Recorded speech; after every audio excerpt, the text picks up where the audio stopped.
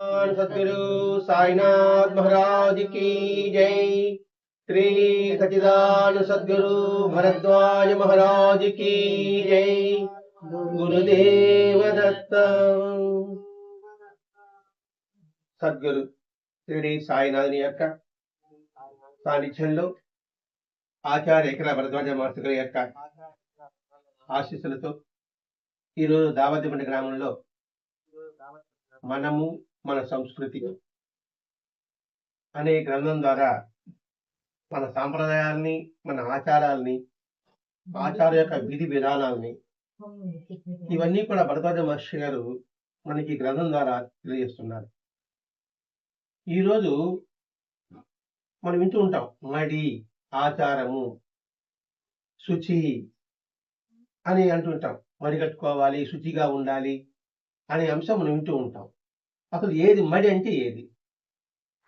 మడి అంటే నారుమడి, అది కూడా మడే కదా, నారుమడి అంటాం కదా.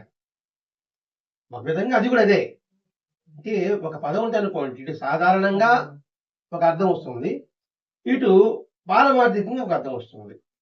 ఇప్పుడు మడి అంటే నారుమడి అని మనం వింటూ ఉంటాం.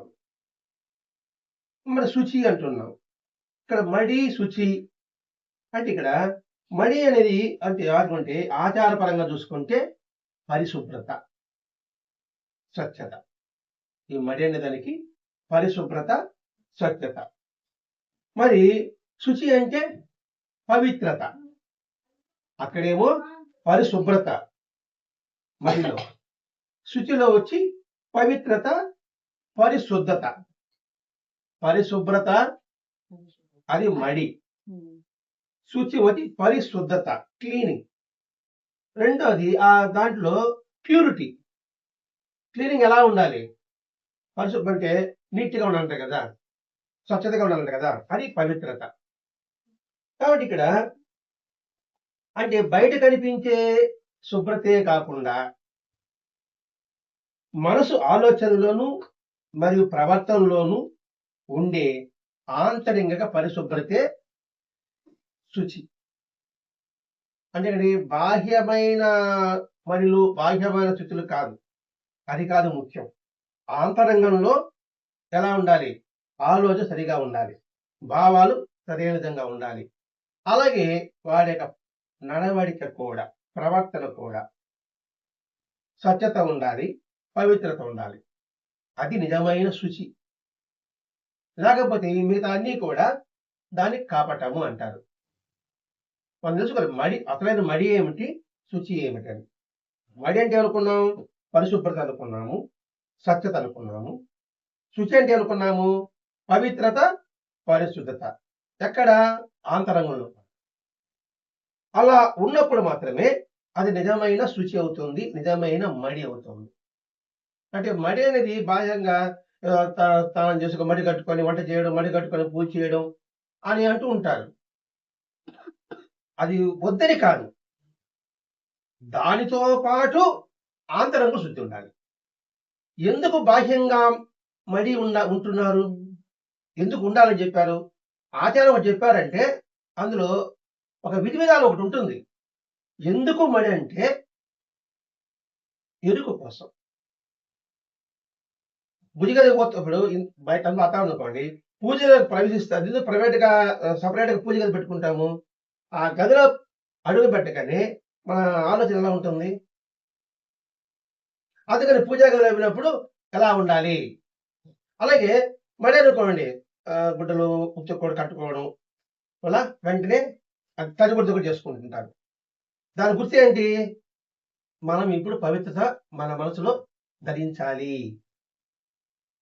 ఇంకా మనకు అర్థం కావాలంటే ఒక డాక్టర్ ఉన్నాడు అనుకోండి, డాక్టర్కి ఆపరేషన్ చేసే కెపాసిటీ ఉంది. ఒక గోరు చుట్టూ ఆపరేషన్ కావచ్చు. ఆపరేషన్ థియేటర్ పోయినప్పుడు అట్లాగే వెళ్తాడా? దానికి తగిన గుడ్డలు ఎందుకు వేసుకుంటాడు? దానికి గ్రీన్ ఎందుకు వేసుకుంటాడు? దాన్ని ఆచారం అంటారు. అది వేసుకుంటే ఒక స్పృహ. పోలీసులు ఉన్నారనుకోండి, మామూలుగా కూడా పోలీసులు ఉంటారు.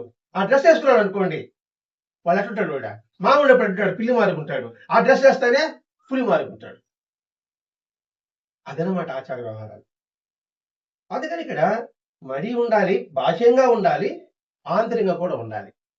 ఒకవేళ బాహ్యంగా కూడా వీలు కానప్పుడు ఆంతరంగా ఉండడం మాత్రం తప్పదు. ఇది దీంట్లోని అర్థం. మన ఆచారాల్లో ఇవి చాలా ముఖ్యమైనది కూడా. ఎందుకు దేవుడిలో పోవాలంటే కాళ్ళు కడుక్కోవాలి, ముఖం కడుక్కోవాలి, తలస్నానం చేసుకోవాలి ఎందుకు అనుకుంటున్నాము? ఎరుక కోసం. అలాగే ఇదనేది మన సాంప్రదాయంలో ఉందా? కాదు. క్రిస్టియన్స్‌లో ఉంది. ముస్లింలో ఉంది. ఉంది కదా! నమాజ్ పోయేటప్పుడు చూడండి వాళ్ళు. నమాజ్ పోయేటప్పుడు ముఖము, చేతులు ఇట్లంతా కడుక్కొని లోపలికి పోతారు. అలాగే గాక మల విసర్జనము, మధ్యాహ్నం పడుకోవడం సరే, ఆ విధంగా చేసుకొని మసీదులో ప్రవేశిస్తారు. అలాగే క్రిస్టియన్స్‌లో కూడా ఉంటుంది. అంటే ఇవన్నీ ఎందుకంటే అది ముఖ్యమని తెలుస్తారండి. ఎందుకు అనుకుంటారంటే ఎరుక కోసము. ఇప్పుడు భగవద్గీత ఏం చెప్పాడు?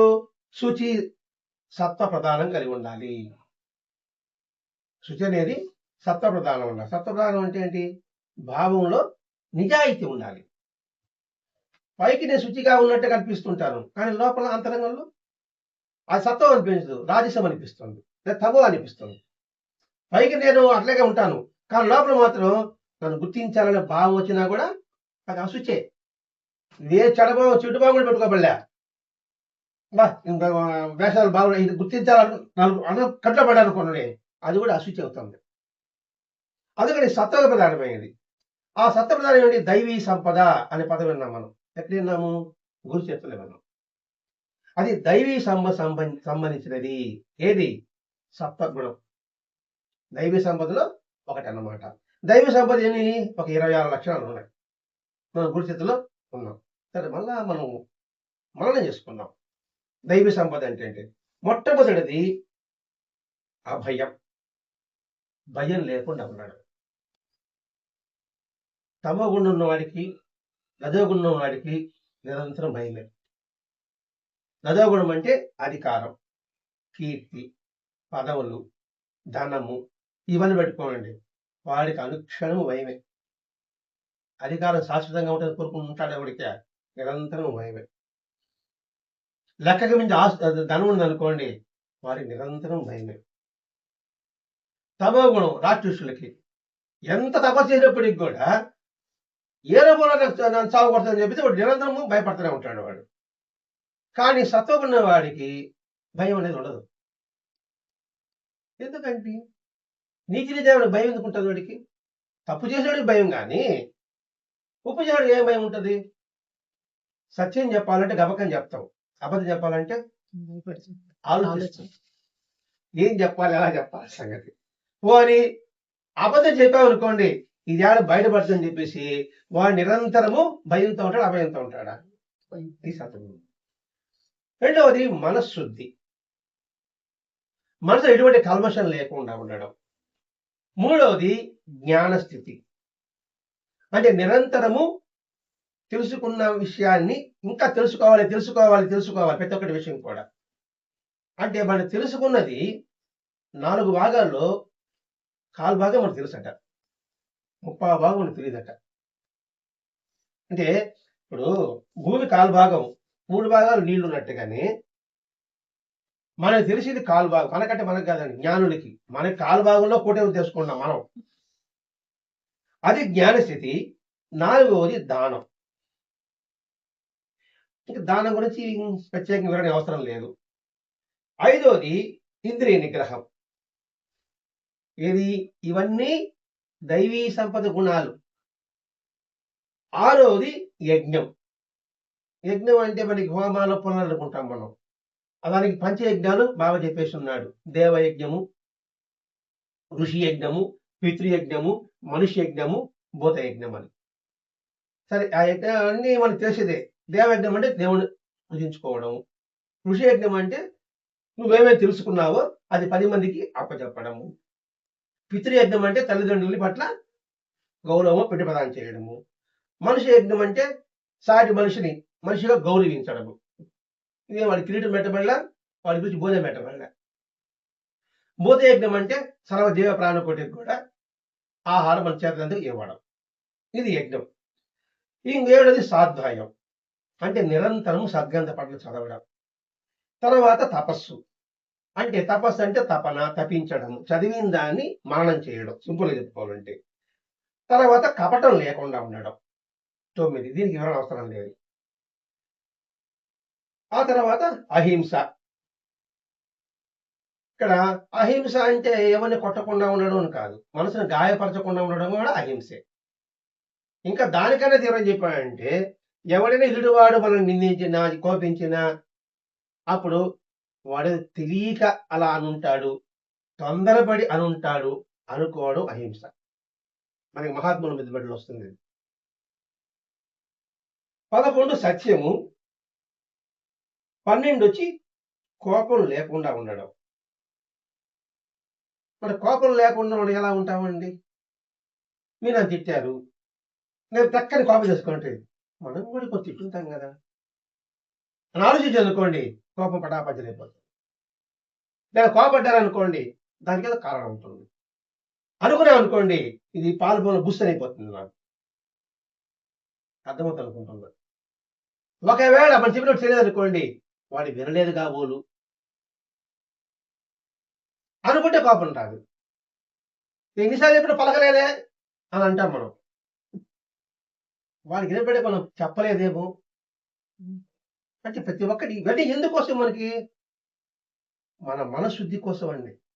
ఈ చిన్న చిన్న ఇవి చేస్తే ఇదే దైవ సంపద అన్నాడు ఆయన. అంతేగాని అడవులకి వెళ్ళి ఒంటికాల మీద తపస్సు చేయమని ఎక్కడా చెప్పలేదు. 14 త్యాగం. త్యాగనేక అమృతత్వ మానసోహ అన్నాడు. త్యాగం ద్వారా నీకు అమృతత్వం వస్తుందని చెప్పాడు. త్యాగం అంటే ఏంటి? మనం ఉండేది ఇవ్వడమా? సమయాన్ని ఎదుటివాడి మంచి కోరిక ఇచ్చినా కూడా అది త్యాగం. మీరు బాధలో ఉన్నారు, ఇబ్బందిలో ఉన్నారు, లేదా సంతోషంలో ఉన్నారు, మీరు ఇంట్లో ఫంక్షన్ ఉంది, నా పనిని వదులుకొని మీకు సహాయం చేయడం త్యాగం. దీనికి డబ్బు ఖర్చు పెట్టాల్సిన అవసరం లేదు. ఏది ఇబ్బందికరం ఉందా? అంటే సమయాన్ని ఇవ్వడం కూడా త్యాగమే కదా. ఆ తర్వాత శాంతి. మనసు ప్రశాంతంగా ఉండుకోవడానికి నువ్వు ప్రయత్నం చేయడం. చాడీలు చెప్పకుండా ఉండడం. ఏం ఉపయోగం ఉంటుంది? ఇది మనం ఎక్కువ మనం చేసుకుంటూ ఉంటాం. ఎందుకు అదొక ఆనందం? మనిషికి ఏదంటే అదొక ఆనందం. ఏమిరా నీకు, ఎందుకు అలా అంటున్నావు, ఎందుకో అలా చెప్పాలనిపిస్తుంది. దానికి నీకు ఉపయోగం ఉండదు మళ్ళా. కాదు, అది పైశాచికం అంటారు దాన్ని. చాడీలు చెప్పి ఆనందించడం అంటే పైశాచికం అని అంటారు. ఇవన్నీ మనం అలవర్చుకోవాల్సిన విధానాలండి. మన పాదం వాడ లేదా నేనని పడుకునేదా? ఇబ్బంది మీకేమన్నా? ఇబ్బంది లేదు కదా. లేదా నన్ను కూడా కల్పిస్తారు వీళ్ళ, మేము పైశాచికం లేదు అనుకుంటున్నారేమో అనేసి నాకు భయం. సరే, ఆ తర్వాత భూతదయ. వేళకి ఆకలి పెట్టే ప్రాణికి అన్నం పెట్టడం. మేము అపార్ట్మెంట్లో ఉన్నామండి, కుక్కలు రావు, ఏమి రావు, ఎట్ట పెడతాము? డస్ట్బిన్లు వేసిన అందులో ఎన్నో సూచనలు ఉంటాయి కదండి. తర్వాత బయట పారేస్తున్నాం చెత్త కుప్పలో కూడా పారేసాం అనుకోండి, అందులో కూడా సూచనలు ఇంటి తెచ్చామనేయండి. అంటే తప్పించుకోవడం కోసంగా మేము అపార్ట్మెంట్ ఉన్నామని యాడ పొద్దు పెట్టేదండి, ఆ మొదలు నేనే చేస్తాను అంటే ఆ భావం వస్తుంది అనేసి ఇక్కడ వివరించుకుంటున్నామండి. తర్వాత ఇంద్రియ విషయాల పట్ల ఆసక్తి లేకుండా ఉండడం. ఇంద్రియ విషయాలు ఏంటి? కన్ను, ముక్కు, చెవి, నాలుక, చర్మం. ఆసక్తి లేకుండా పోవడం. చూడు, ఆసక్తిగా చూడు. మాట్లాడు, ఆసక్తిగా మాట్లాడు. విను, ఆసక్తిగా వినబాకు. అర్థమవుతుందా? రుచి, ఆసక్తిగా బాగుతుంది, రుచిగా చేసి అంటే మనం తప్పటి చెప్పదల్లా. అలాగే స్పర్శ కూడా అదేంటి? గాలిలాగా అలా ఉండు, దేని కట్టుకోవాలి. దేని ఆసక్తి ఉందండి, అది ఏం చేస్తుందంటే మన విషయం లోపల అది మానసికంగా లోపల నిక్షిప్తమై ఉంటుంది, అది సంస్కారం కనపడుతుంది. ఇక్కడ ఆసక్తిగా ఉంటే అవసరమైంది ఆసక్తి, అవసరం లేని పట్ల కదా మన ఆసక్తి కూడా అందుకొని చెప్పాల్సి వస్తుంది. ఇవన్నీ కూడా అవసరం ఉన్న పట్ల ఆసక్తి ఉండదు, అనవసరం మీద ఆసక్తి ఉంటుంది. అదే ఈ స్మార్ట్ ఫోన్లో ఉండేది. సత్యం ఎవరు చెప్పాడు అనుకోండి, దాని వ్యూస్ తక్కువ, 10 పైన ఉండదు. అసత్యం చెప్పామనుకోండి కొన్ని వేలు ఉంటుంది. వాడు అసత్యమే చెప్తాడు డబ్బు కోసం. యూట్యూబ్ ఫేస్బుక్లో కూడా వాడు డబ్బులు రావాలనేసి అసత్యాన్ని ఎక్కువ మంది చూస్తాం మనం, సత్యాన్ని ఎక్కువ చూడం దానికి. అది ఆసక్తి లేకుండా. ఇంకోటి సున్నిత తత్వం. అంటే సున్నితత్వం అంటే ప్రతి ఒక్క దానికి ఆడవడం కాదండి, అట్లా అనుకోపోతారు. సున్నితంగా అంటే సున్నితి కావడానికి ప్రతి ఒక్క దానికి ఏడిపే, సంతోషం వచ్చిన ఏడిపే, దుఃఖం వచ్చిన ఏడు. సున్నితత్వం అంటే మనసు స్వచ్ఛతతో స్పందించడం. స్పందించడం అంటే దాన్ని పోతూ ఉన్నాడు, ఒకడు జారి కింద పడ్డాడు, ఒకడు పక్క పక్క నవ్వినాడు, ఒకడు వచ్చి అయ్యో పాపం అన్నాడు, ఇంకోటి చేయి పట్టి లేపినాడు. అది. ఆ తర్వాత పాపం చేయకుండా ఉండడం. పాపం అంటే ఏమనుకోవాలి మనం, పట్టడమా తిట్టడమా. ఎదుటివాడు ఏదైనా మంచి పని చేసినప్పుడు దానికి నువ్వు అడ్డుపడబాక. నువ్వు ఆ మంచి పనులు సహాయం చేయలేమని పరాలా, అడ్డుపడే పాపం. అంటే మంచి పని చేస్తాను మహా జయహిందయ్యా గొప్ప కోసమా అని అంటాను నేను. మీరు గొప్ప కోసం చేస్తున్నారో మీరు నిసాలు చేస్తున్నారో నాకు తెలియదు, కానీ ఈ మాట నేహిన వెంటనే నా పాపం అయిందా లేదా. ఇదే తన సత్సంగంలో ఒక కథ చెప్పుకున్నాం వాస్తవం. ఒక రాజుగారు బ్రహ్మాండంగా విందు చేస్తున్నాడు. ఆ విందు చేస్తూ ఉంటే, వంట చేస్తూ ఉంటే అందులో ఆ వండిన వాడికి కొంతమంది పాయసం తీసి చచ్చిపోయారు. ఎందుకు చచ్చిపోయారు అర్థం అవగాహన చేసుకుంటే, ఇప్పుడు పాపం ఎవరి దాని ఖాతాలో కట్టాలా? చచ్చిపోయారు వాళ్ళు, ఎవరి ఖాతాలు వేయాలా? వంటోడి ఖాతాలు వేయాలన్నా, రాజుగారి ఖాతాలు వేయాలన్నా? పాపం అన్నవారి ఖాతాలో వేయాలి. అయితే అసలు విషయం ఏంటంటే, వంట వండేటప్పుడు పైన గద్ద పాను పట్టుకున్నది, పాను పోతా ఉంటే ఆ పాను విషం దండేసింది, మాది వేసింది అనమాట. ఇప్పుడు గద్ద ఖాతాలు వేయాలన్నా, పాము ఖాతాలు వేయాలన్నా, రాజు ఖాతాలు వేయాలన్నా, లేదా వంటోడ ఖాతాలు వేయాలన్నా అని సందేహం వచ్చింది చిత్రగుప్తుడికి. ఎట్లా ఇది అంటే, కొంచెంసేపు ఆగురా అన్నాడు యముడు, చూద్దాము ఎవరు ఖాతా వేస్తాము, లేదా వాళ్ళ పాపం చుట్టుకుంటారు కదా అనుకుంటా ఉన్నాడు. పక్క నుంచి వస్తాడు, ఒక 10 మంది వస్తారు ఈ రాజ్యానికి, బాగా అన్నదానం చేస్తున్నారు అనేసి. ఆ చెట్టుకి కూర్చున్నాడు నా బోటిగాడు. యాడిగా పోతాడు, రాజుకి అన్నం పెడతాడు. పదిచోళ్ళ ఆడికి సస్తారా, చచ్చిపోయారా, రాజు విషయం కలిపినాడు, అన్నం పెడుతున్నాడు అన్నాడు. వీడి ఖాతాలు వేయరు అన్నాడు. ఎవడా చెట్టు కింద ఉన్నాడే నా బోటిగాడు, నా బోటి ఖాతాలు వేయమన్నాడు. అర్థమైందా పాపం పట్టేదైనా. ఇట్లాంటివన్నీ నా బోడుగా చేస్తూ ఉంటాడు. మీరు ఏ బాగా నా మాదిరిగా తెలిస్తే మాట్లాడండి, తెలియకపోతే విషయం తెలుసుకోండి, తర్వాత నిర్ధారణ చేసుకోండి, తర్వాత తప్పు ఒప్పు నిర్ణయించండి. నా మాదిరి చేస్తే మీరు మళ్ళీ ఇబ్బంది పడతారు. మీరు అది పాపం లేకుండా, చంచలత్వం లేకుండా. అంటే ఎంతసేపు నిలకడ ఉండదు మనసు, నిలకడతో ఉండండి. అది ఉండడం సత్వగుణం. ఇంకోటి తేజస్సు. తేజస్సు అంటే ప్రకాశవంతం. ప్రకాశవంతం ఎప్పుడు వస్తుంది? లోపల గుబులుంటి వస్తుందా? లోపల గుబులుండి ముఖం చూడండి, గుబులు లేని ముఖాలు చూడండి ఎలా ఉంటుంది. లోపల కొత్త ఉన్నాడు ముఖం చూడండి, ప్రసాదమైన ముఖం చూడండి ఎలా ఉంటుందో. వాడు నల్లగా ఉన్నా కలగానే ఉంటారు. అది తేజస్సు అంటే. తర్వాత క్షమ. అంటే క్షమ అంటే సహనం కలిగి ఉండు, క్షమించే గుణం కలిగి ఉండు. ఆ తర్వాత ధృతి అన్న, ధృతి అంటే ఓర్పు కలిగి ఉండు. ఆ తర్వాత ద్రోహం తలపెట్టకుండా ఉండు. నువ్వు మంచి చెప్పినా పర్వాలే, చెడు చేయాలని మనసులో తలుచుకోబాక. అది తలుచుకునే పాపే. అలా తలుచుకున్నాడు అనుకోండి, అది సత్వగుణం, దైవ సంపద.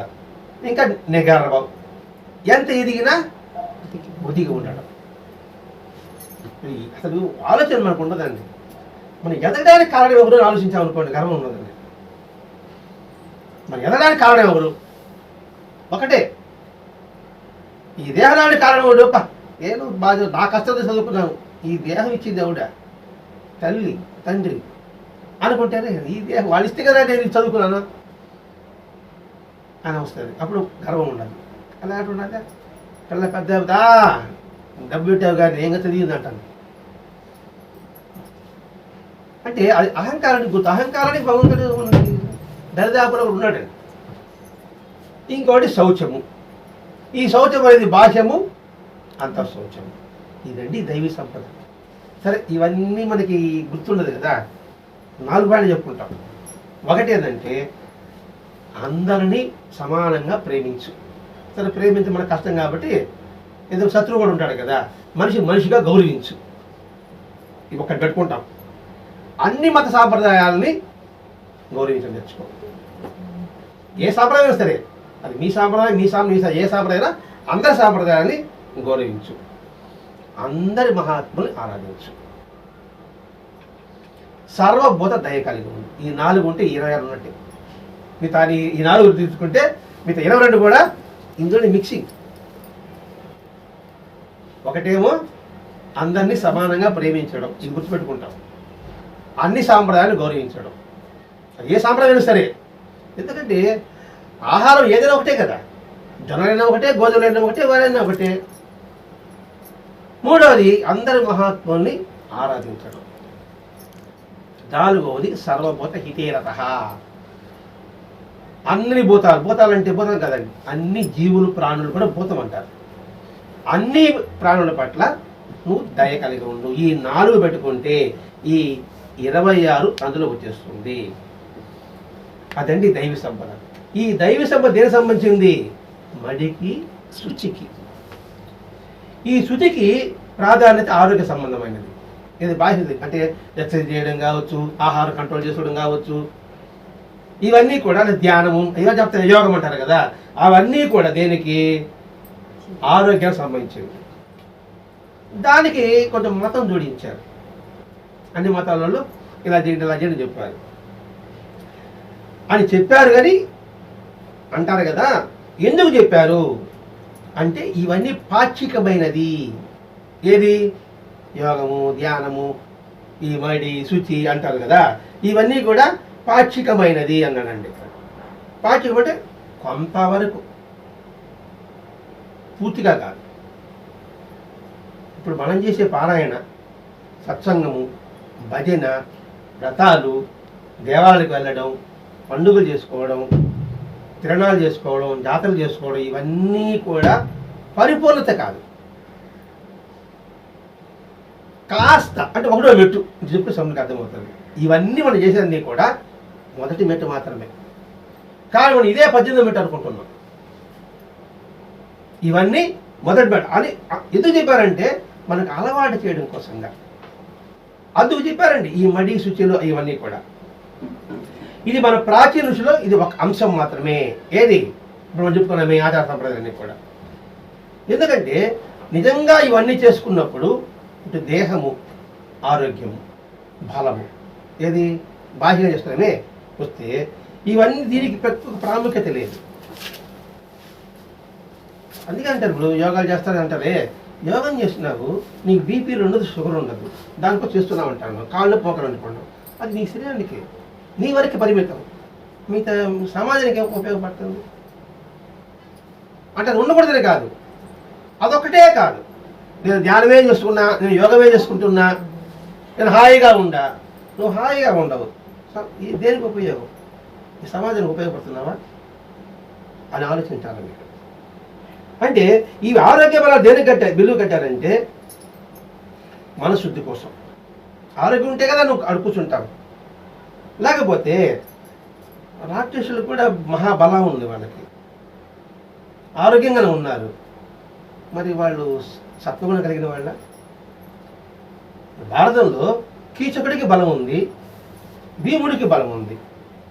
కీచకుడు దేనికి ఉపయోగించాడు, భీముడు దేనికి ఉపయోగించాడు. వీళ్ళు ఎవరి శ్రేష్ఠులు? ఇట్లా ఆలోచించినంటే నిజంగా ఇవన్నీ చేసుకుంటున్నప్పుడు, ఏది యోగము, ధ్యానము, ఎక్సర్సైజ్ చేసినప్పుడు రక్త ప్రసరణ బాగుంటుంది, గుండె సక్రమంగా కొట్టుకుంటుంది, అన్నిటికీ ఆరోగ్యంగా ఉంటాం. మరి ఇవన్నీ కూడా పశుపత్యాలు చేస్తున్నాయి కదా, అవి కూడా పరిగిస్తున్నాయి, అవి కూడా నీళ్ళలో స్నానం చేస్తున్నాయి. అప్పుడు అవి కూడా మడి శుచి చేసినట్టుగానే అనుకుందామా? మడి శుచి అంటున్నప్పుడు బాహ్యంగా మనమారిగా ఉన్న స్తోత్రాలు చెప్పగలదా, పాఠం చెప్పగలదా, ఇంకోటి చెప్పగలదా? కాబట్టి ఇక్కడ ఇంత మాత్రం చేత ఇదే మడి అని మన పెద్దలు చెప్పలేదు. ఏది శుచి మడి బాహ్యంగా ఉండేది ఇదే మడి అని చెప్పలేదు. ప్రాచీన ఋషుల్లో శుచి అంటే మరొక అంశం ఉంది. అది ఏమిటంటే కాయక, వాచక, మానసిక. మడి అనేది పని చేసేటప్పుడు అలాగే ఉండాలి, అంటే స్వచ్ఛత ఉండాలి. రెండవది మాట కూడా మంచిగా ఉండాలి. అలాగే మనసు కూడా మల్లెపూలాగా ఉండాలి. ఇవి ముఖ్య అంశాలని మన గ్రంథంలో చెప్పబడి ఉంది. సత్వగుణము దైవ సంపద అనేది ఈ లక్షణం వల్ల చెప్తారే కానీ ఇంక వేరే లక్షణం ఉండదు. ఈ లక్షణాలు ఉంటే అది సత్వగుణము దైవీ సంపద. ఈ రెండు ఉంటే నువ్వు మడి శుచిగా ఉన్నట్టు. ఇప్పుడు మానసిక శుచి అనేది మనసుని ఉత్తేజం చేస్తుంది, శరీరాన్ని ఆరోగ్యవంతం చేస్తుంది. లోపల ఈ కర్మణ మనసా వాచ అంటారు, అది చెప్పి సింపుల్గా అర్థమవుతుంది మనకి. ఈ కర్మణ మనసా వాచ, కర్మణ అంటే పనిలో పరిశుభ్రత, మనసులో పవిత్రత, అలాగే మాట కూడా మంచిగా. ఇవి ఎప్పుడైతే ఉంటుందో ఈ లక్షణాలని ఎప్పుడైనా ఉంటే ఆరోగ్యం లేకుండా ఎలా ఉంటుందండి? వీడు ఎంత తిన్నా కూడా ఇలాగే వీడి కుళ్ళు జాస్తి అంటాం మనం, అంటాం కదండి. ఎందుకు ఎలా ఉన్నాడంటే వాడు కుళ్ళులా అంటాం మనం, అర్థమైంది అనుకుంటున్నాడు. బాహ్యంగా అన్నీ ఉంటున్నాడు కానీ లోపల కుళ్ళుకున్నాడు, అదే మనిషి ఎదగడం లేదని అంటాం మనం. అలా కుళ్ళు లేకుండా వాడు తినకుండా ఉన్నాడు అనుకోండి, మితంగా తిన్నాడు అనుకోండి, వాడు ఎలా ఉంటాడు వాడు? అదే నీకు చెప్తున్నాడు ఇక్కడ. మాటలు మృదువుగా మాట్లాడడం శౌచం. మనసులో ఒకటి, పైన మృదువుగా మాట్లాడడం అది మిథ్యా శౌచం. పై బ్రహ్మాండంగా మాట్లాడతా, మనసులో మాత్రం ఏందమ్మా వీళ్ళని గౌరవించలేదంటారు, ఇంకేం శౌచం బాయ్ కొట్టుకోబోయా. ఇప్పుడు అన్న మాట వేస్తారు, మన ఎవరికి గౌరవించలేదన్నా వస్తా ఒకటి కలబడకపోయా దారిలో. మిథ్యా శౌచం అయిపోయింది ఆఖరికి. నా పరిస్థితి, మీ పరిస్థితి కాదు ఇక్కడ. ఇదేమండి ఆత్మవంచన, పరవంచన. పైకి మాత్రం నాకు నేను వంచుకుంటున్నా, ఇతరుని వంచింపజేస్తున్నా. అట్టి వంచన అవశౌచము. మనకి తెలియకుండా చాలా పాపాలు చేస్తున్నాం అండి. ఆ పాపరిహారమే ఈ సత్సంగం పాలన పెడుతున్నాడు ఆయన. అలా భావించడం కూడా అశౌచము. నువ్వు బాహ్యంగా ఇంద్రియాన్ని నిగ్రహించడం ద్వారా అంటే బలవంతంగా నిగ్రహించి వల్ల ఉపయోగం ఉండదు. అది అదీం పెట్టినట్టు ఉంటుంది. మీకు అర్థం కదా? కోపాన్ని అది పెట్టండి, అదే పెట్టుకోండి. సహజంగా కోపం లేకుండా ఉన్నాడు. ఇప్పుడు నేను తిట్టాను అనుకోండి, ఇంత బదులు నన్ను ఏం అనలేరు మీరు అంటారు మీరు. అది పట్టుకుంటా కూడా కోపం చేసుకుంటే కదా, అవునా కాదా? అదే చెప్పడం. బలవంతంగా నిగ్రహించాలనుకోండి ఉపయోగం ఉండదు. మనసును అంతకంతకు మలినపరిచేది ఈ దోషాలన్నీ కూడా. పెంచుతూ పోతుంది, వడ్డీ చక్రవడ్డీ పెంచుకుంటూ పోతుంది. ఈ మనసును మలినపరిచే దోషమని మనం గుర్తించు. ఎందుకు మాసాగా చెప్తున్నానంటే, చెడు తెలిస్తేనే మనం మంచి చేయగలం. మనం చెడు తెలిస్తే మనం చేయగలం, లేకపోతే ఎలా చేస్తాం? చెడు ఉంటేగా మనం దీపం పెట్టుకుంటాం. చేయడుంటే మన దీపం విలువ మనకు తెలుస్తుంది. అందుకనండి మన మహాత్ములు ఈ విషయాన్ని చెప్తున్నారు ఇక్కడ. మన శరీరాన్ని మలినంగా ఉంచుకోవడం కూడా వంచనయే. పైకి బాగుండి లోపల అంతరంగాన్ని మలినంగా ఉంచుకోవడం అది వంచనయే, దోషమే అని చెప్తున్నాడు. వంచన అంటే ఏమంటారు? మనం వంచిస్తున్నాడు అనేదానికి అర్థం తెలిసే మనకి అలా వివరించుకుంటున్నాం. వాళ్ళని వంచిస్తున్నాడు అంటే అర్థం ఏంటి? మోసం చేస్తున్నాడు, దగా చేస్తున్నాడు. అంటే ఎందుకు పదాలు చెప్పుకుంటాను అంటే గుర్తుకోసం. వంచన అది మన పదం కాదు, అది పుస్తకాల పదం అనుకుంటాం. మోసము, దగ, కపటము, ఇతరులను నమ్మించడం, ద్రోహం చేయడం, నష్టపరచడం, స్వలాభాన్ని పొందడం, ఇవన్నీ కూడా వంచనే. అంటే నటించడం, ఇవన్నీ వంచనలోకి వస్తుంది. లేని దాన్ని ఉన్నట్టుగా చూపడం, చెప్పడం. ఈరోజు వంచన అనే పదానికి 3 అక్షరాలే. ఈ 3 అక్షరాలు ఇన్ని ఉండేటప్పటికీ ఇప్పుడు మనసు కలుక్కంటుంది అనమాట. వంచన అంటే మనం కాదు, పక్కన పెట్టేస్తుంటారు. అది వివరించారనుకోండి. ఇప్పుడు గుడ్డులో కర్కర పోస్తూ ఉంటుంది అనమాట.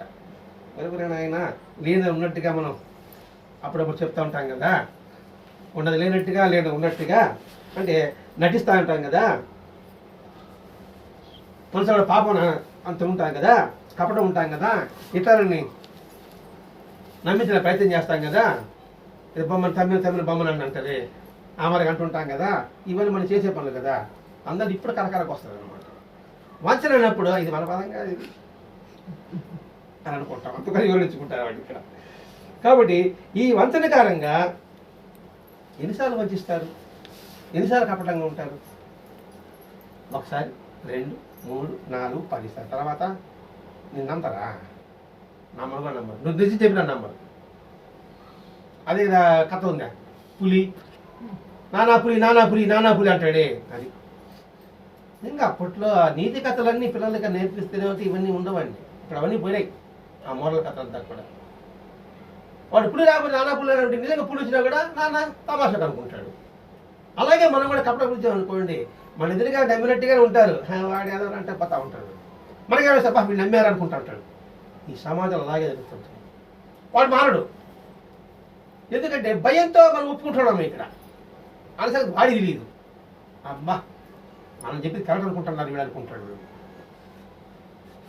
కాబట్టి అటు వాడు చెడిపోతుంటాడు, విన్నవాడు వాడు చెడిపోతాడు. కొందరు వాడి స్వలాభం కోసంగా వాటి రైట్ అంటూ ఉంటారు, తాను అంటారు, వాడు చెప్పేదా కరెక్ట్ అంటూ ఉంటారు. ఇద్దరు మోసపదాల సంగతి తర్వాతగా తెలియదు వాళ్ళకి. కాబట్టి మొదట అటు వ్యక్తులకి ఋషి వాక్యాల మీద శ్రద్ధ లేకపోవడం వలనే. కపటంగా మాట్లాడుతున్నాను అనుకోండి, దగా చేస్తున్నాను అనుకోండి, మన పెద్దలు చెప్పిన మాట మీద ఆసక్తి లేదు, శ్రద్ధ లేదు.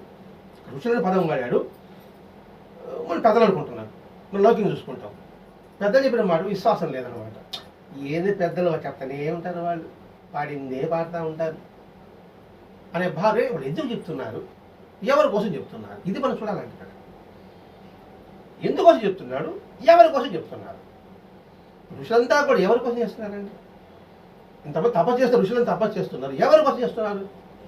వాళ్ళ కోసం కాదు, సమాజం కోసం, సంఘ శ్రేయస్సు కోసం. అది గుర్తించాలి. ఋషులంతా పక్కన పెడదామండి. సోల్జర్స్ మన బార్డర్లో కాపలా కాస్తున్నారు, మరి వాళ్ళ గురించి ఎలా ఉంటుందో చచ్చిపోతాను తెలుసు, కానీ నేను చనిపోయినా నా దేశం కాపాడబడుతుంది. వాళ్ళకి తల్లి ఉంటారు, తండ్రి ఉంటారు, భార్య ఉంటారు, పిల్లలు ఉంటారు. ఆయన ఎందుకు రక్షణ చెప్తున్నారంటే వాళ్ళు డబ్బులు వస్తుందన్నా.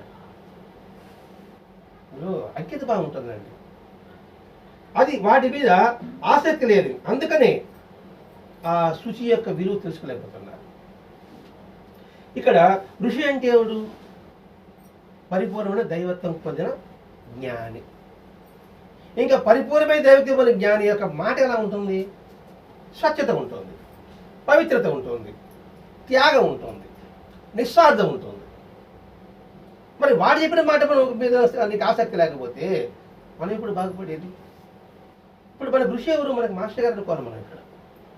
ఆ గ్రంథాల ఋషులు అని 26 గ్రంథాలు కూడా ఋషి వాక్యమనే. అంటే వేదం ఉంది, ఉపనిషత్తులు ఉన్నాయి, భగవద్గీత ఉన్నాయి. వాటి సారాంశం మనం తెలుసుకోలేకపోతున్నాం. వాటి సారాంశాన్ని పిండి మనకి మహాత్ములంతా సద్గ్రంథాలు మనకు అందించారు. ఇప్పుడు మాస్టర్ గారు రాసిన గ్రంథాలు అయితే మరి సులభంగా అర్థమవుతుందిగా చెప్పుకుంటున్నాం. రామకృష్ణ మహర్షి కావచ్చు, రమణ మహర్షి కావచ్చు, కొంచెం లోతుగా పోవాలి, కొంచెం వివరణ ఇచ్చుకోవాలి. కాబట్టి ఈ మహాత్ముల యొక్క జీవితం అంతా కూడా ఋషి వాక్యాలండి. అది పెరిగి పురాణం తీసుకున్నా, భాగవతం తీసుకున్నా కూడా. ఎందుకు ఆ గ్రంథాలు చదవాలంటే ఆ గ్రంథాలే మనకి మార్గదర్శకం, వారి జీవితమే మార్గదర్శకం. మనం కూడా చూడండి, పిల్లల్ని వాటితో స్నేహం చేయరా అంటాం, మంచి వాళ్ళు స్నేహం చేయమంటాం, చెడ్డ వాళ్ళు స్నేహం చేయమంటాం, మనం చేయమని చెప్పాం. పిల్లవాడు చదవకపోయినా మంచి వాటితో స్నేహం అంటే వాడు చదవకపోయినా కూడా కనీసం వాడు 4 గంటలు ఇప్పుడు 6 గంటలు చదువుతాడు. అందుకు సత్సాంగత్యం, సద్గంధ పఠన మన పెద్దలు విధించింది. కాబట్టి దాని విలువను గుర్తించని వాళ్ళందరము నిరుపయోగం. ఉదాహరణకి డబ్బు సంపాదించాలంటే మన దృష్టి ఎలా పెడతాం? డబ్బు విలువ తెలుసు కాబట్టి. అలాగే పొదుపు, సేవింగ్ విలువ తెలిసిన వాడు ఎలా ఉంటాడు? జాగ్రత్త పడతాడు. అలాగే ఋషివాక్యం విలువ తెలిసిన వాడు శ్రద్ధ కలిగి ఉంటాడు. అర్థమైన భావిస్తుంది. ఇక్కడ ఒక విషయం పట్ల విలువ, ఒక వ్యక్తి యొక్క విలువ, అలాగే ఒక సంఘటన పట్ల విలువ తెలుసుకున్నప్పుడు మాత్రమే దాని పట్ల ఆసక్తి, విశ్వాసము కలుగుతుంది. అందుకని ఈ ఋషివాక్యం పట్ల విశ్వాసం లేనివాడే ఈ కపట వంచక ఉంటాడు. ఉన్నన్నాళ్ళు హాయిగా ఉంటామండి, ఈ పాపం పుణ్యం మనం చూసామా అనేటప్పటికి వాడికి గోట్లు ఎక్కువ పడతాయి. అలా కాదు ఎప్పుడు నువ్వు చూసావా? దాన్ని నరికేసి నువ్వు చూసావా? మనం చూడలేదు కదా. ఉన్నంతలో ఈ సాంప్రదాయం ఉండిందండి. ఈ శంకరాచార్య రాకమున్నంతా కూడా ఊరంతా ఎందుకండి అనవసరంగా ఉన్నంతకాలం సుఖంగా ఉంటాం, చనిపోతాం. అప్పుడు శంకరాచార్య వచ్చాడు. చనిపోలేదు, పశువులు చచ్చిపోతాయి, పురుగులు చచ్చిపోతాయి, జంతువులు చచ్చిపోతాయరా, నీకు మానవ ధర్మం వచ్చింది, దానికి సార్థకత ఏందిరా అని శంకరాచార్యులు అప్పట్లో ఆ సాంప్రదాయం అంతా కూడా నరికి పారేశాడు. ఆయన వచ్చిన తర్వాతనే ఈ పూజలు, పురస్కారాలు, వ్రతాలు ఇవన్నీ మనకి సంక్రమించిందండి. దీనికి విలువ తెలియజేశాడు ఆయన. అందుకు అచేత హిమాచలం 3 సార్లు పర్యటన చేశాడు జగద్గురు ఆదిశంకరాచార్యులు. ఆ తర్వాత మానవ రూపంలో సాయిబాబా కావచ్చు, రామకృష్ణ పరమహంస కావచ్చు, రమణ మహర్షి కావచ్చు, వీళ్ళందరూ అవతరించారు. అలా క్రియారూపం ధరించే ప్రీతే, శ్రద్ధే, విశ్వాసం నిజంగా గుర్తించాలి. క్రియారూపం అంటే ఏంటి? విలువ తెలుసుకున్నాము. విలువ తెలుసుకున్న తర్వాత దాన్ని మనం అభ్యాసంతో ఆచరణ పెట్టినప్పుడు, ఆచరణ పెట్టాలంటే దాని పట్ల ఇష్టం ఉండాలి. ఇష్టం ఉంటే కష్టం ఉండదు. ఇష్టం ఉంటే శ్రద్ధ ఉంటుంది. శ్రద్ధ ఏర్పడి విశ్వాసం ఏర్పడుతుంది. అదే నిజమైనది. విలువ తెలుసుకుంటే, మనకు విలువ తెలుసుకుంటే ప్రీతి ఏర్పడుతుంది, శ్రద్ధ ఏర్పడుతుంది, విశ్వాసం ఏర్పడుతుంది. ఇవి ఏర్పడినప్పుడే అది నిజమైనది. విలువ తెలుసుకున్నప్పుడే నిజమైనది తెలుసుకోగలం అన్నమాట.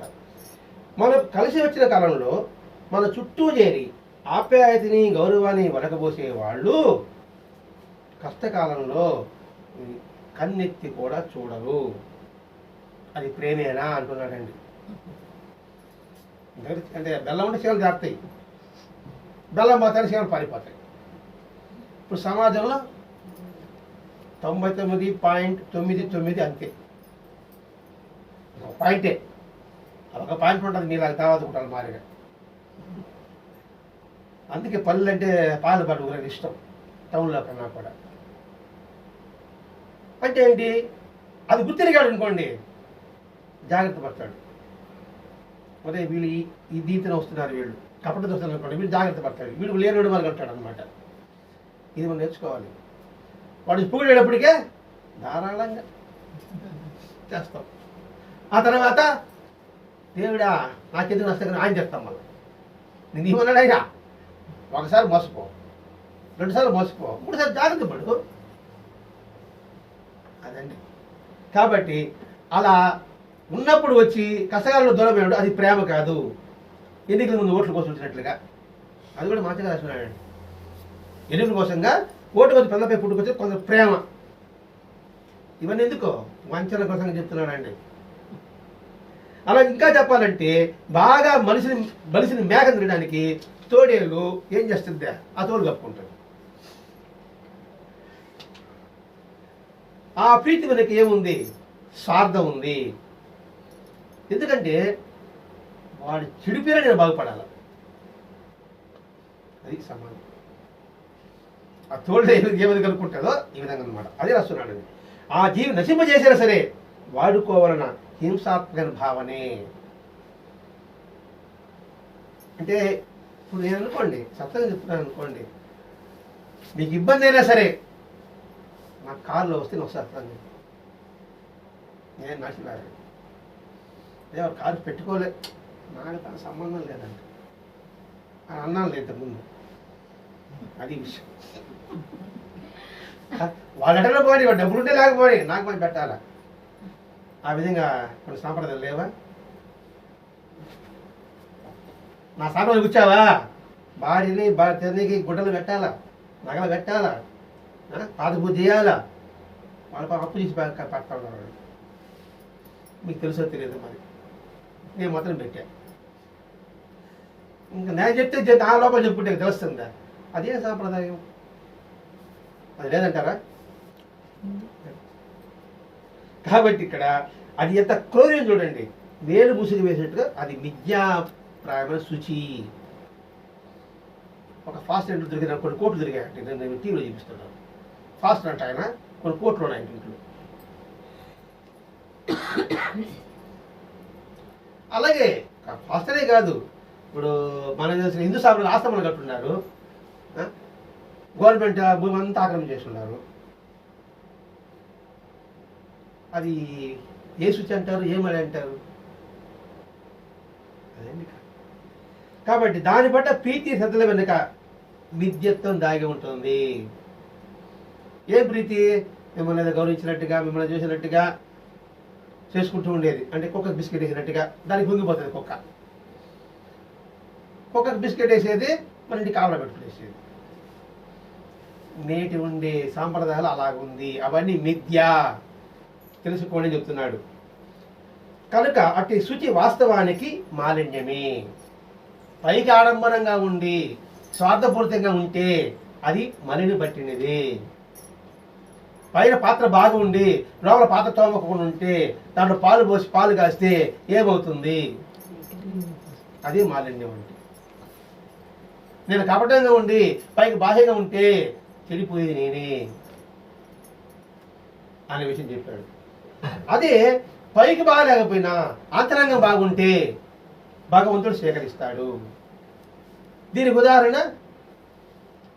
బాబా చేతిలో తార్క అని చెప్పాడు.